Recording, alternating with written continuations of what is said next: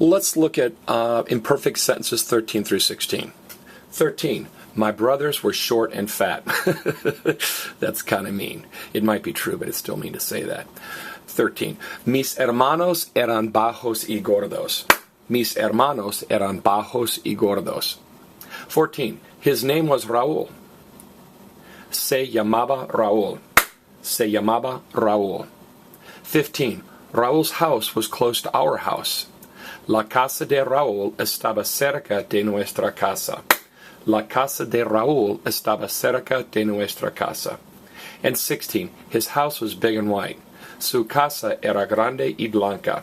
Su casa era grande y blanca. All right, let's consider why these sentences were imperfect. 13. My brothers were short and fat. Well, that's a description of appearance, so it's imperfect. Sarah turns into era because it's imperfect, okay? Now, a description of anything, date, time, weather, feeling, emotion, location, description of anything is imperfect. Number 14, his name was Raúl. Well, you're describing what his name is, so it's imperfect. Se llamaba, ends in aba. Number 15, Raúl's house was close to our house. Well, you're describing where was located, so it's imperfect. Remember, if you're describing name, date, time, weather, feelings, appearance, anything, describing anything, it's going to be imperfect.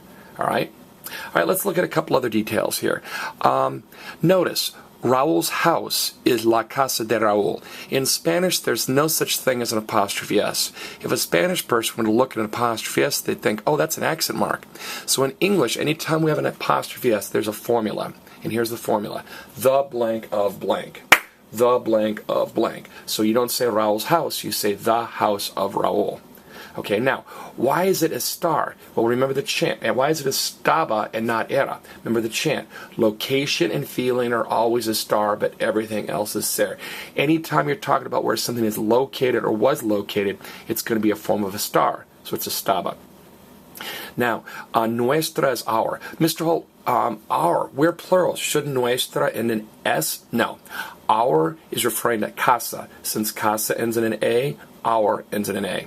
Okay?